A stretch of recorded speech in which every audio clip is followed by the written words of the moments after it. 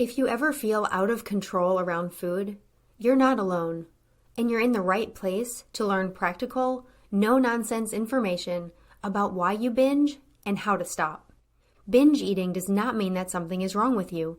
It's a natural but primitive brain response that you can correct. If you're ready for change, sign up for the Brain Over Binge self-paced online course for less than $20 per month. And if you feel you need personalized support, we also offer one-on-one coaching and group coaching. To learn more, go to brainoverbinge.com/subscribe. And I hope you enjoy the show.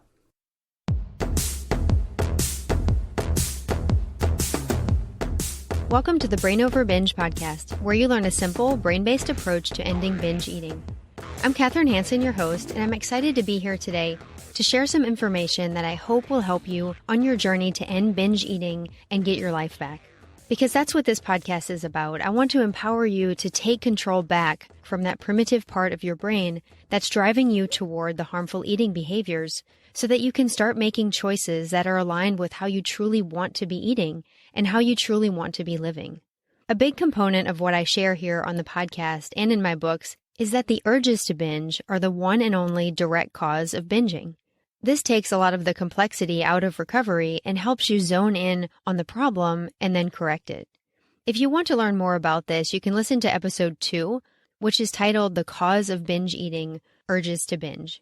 And I linked that episode in the show description.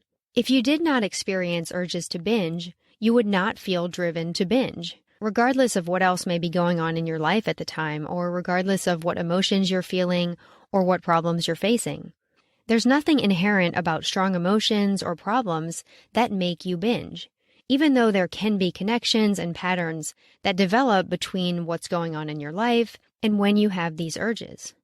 When you view the urges as the driving force of binging, then recovery stops being about solving your other problems or changing your circumstances or learning to cope well with emotions. And recovery starts being about learning to overcome these urges.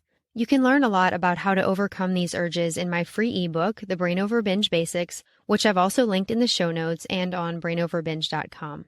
Now, on today's show, I want to address a question that's come up in relation to what I've just talked about the urges being the direct cause of binging. I've had binge eaters tell me that they don't feel like they get urges, and they seem to automatically go into binging without much warning or without being aware of an urge beforehand.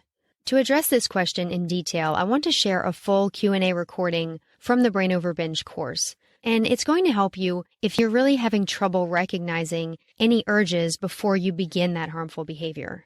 I'll go ahead and share that now, and I hope that it's helpful to you if you're someone who is grappling with this question. I don't feel like I get urges. I just find myself binging and it feels automatic. How can I dismiss binge urges if I don't experience them? The first thing I'll say is that if you're someone who finds yourself binging and it feels so automatic, there still is something driving you toward it. And I don't mean something in your life or a circumstance or a stressor or a problem. I mean there is some sensation inside of you, there's some feeling, there's some thought that is causing you to go from not binging to binging. Now, you may be acting on it so habitually and so fast that you're not noticing. But if you can develop a greater sense of awareness, I think you'll start to notice that even if it's very subtle and even if it's very quick, there is some sort of feeling driving you toward that binge, which means there is still an urge, even if you're not feeling it right now.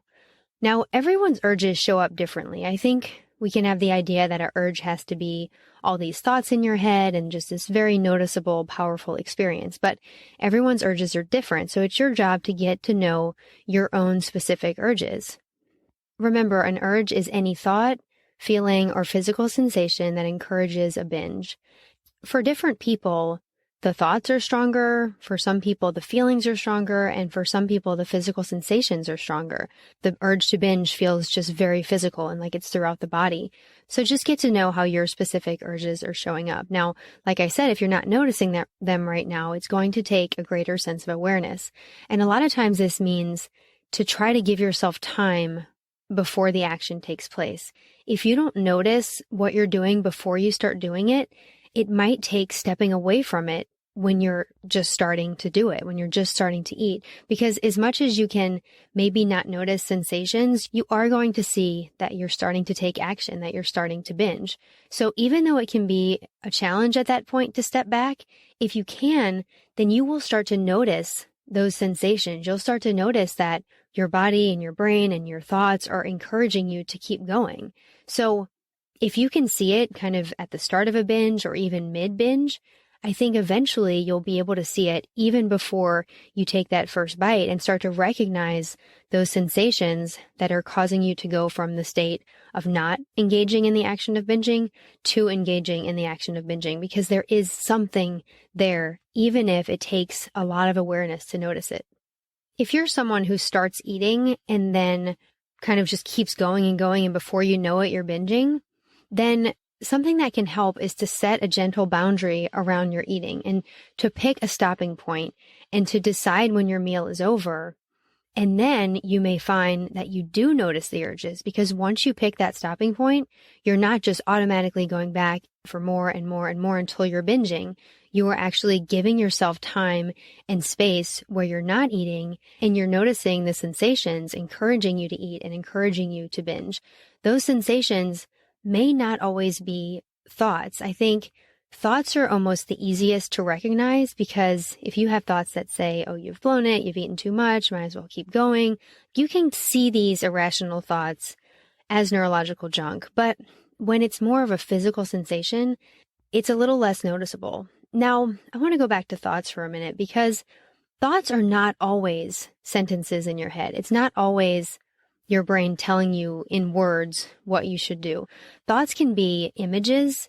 Thoughts can be visions of the food you're going to eat. They can be kind of almost a movie playing what your brain is encouraging you to do. Like you see yourself taking that action, and it creates that feeling of desire inside of you. So remember that with thoughts is not always words in your head.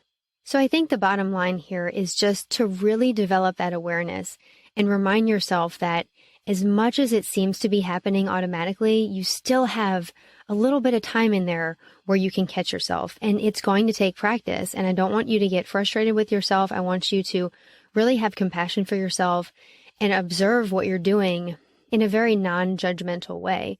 And like I said earlier, you might not be able to catch yourself before the binge right now, but if you can get better at catching yourself when you start or even in the middle of the binge, then I think you'll be able to back it up and really notice the sensations that are leading up to it, especially if you put some gentle boundaries around what you're eating so that you're giving yourself some space and some time to kind of notice what's happening and notice how your unique urges are showing up.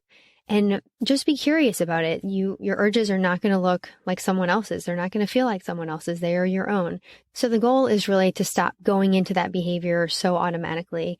And it definitely is possible with that heightened awareness and with giving yourself a little bit of extra time and space.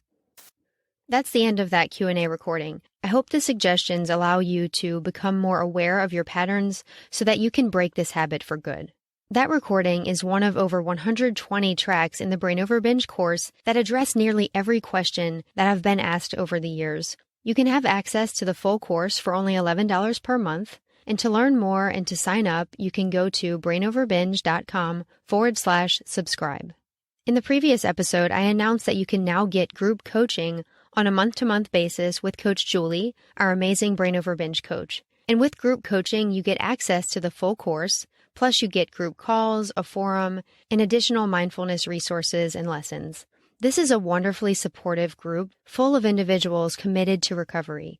And Julie is such an inspiring and insightful coach who can help you with the food issues that are holding you back from living the life you want. You can learn more at brainoverbinge.com/group. That's all for today's show. Thank you so much for being here and for staying committed to ending binge eating. I know that it's possible for you. As always, I want to encourage you and remind you that you have the power to change your brain and live a binge-free life. The Brain Over Binge podcast is produced and recorded by Brain Over Binge Recovery Coaching, LLC. All work is copyrighted by Brain Over Binge Recovery Coaching, LLC, and all rights are reserved. As a disclaimer, the hosts of the Brain Over Binge podcast are not professional counselors or licensed healthcare providers, and this podcast is not a substitute for medical advice or any form of professional therapy. Eating disorders can have serious health consequences, and you are strongly advised to seek medical attention for matters relating to your health. Please get help when you need it, and good luck on your journey.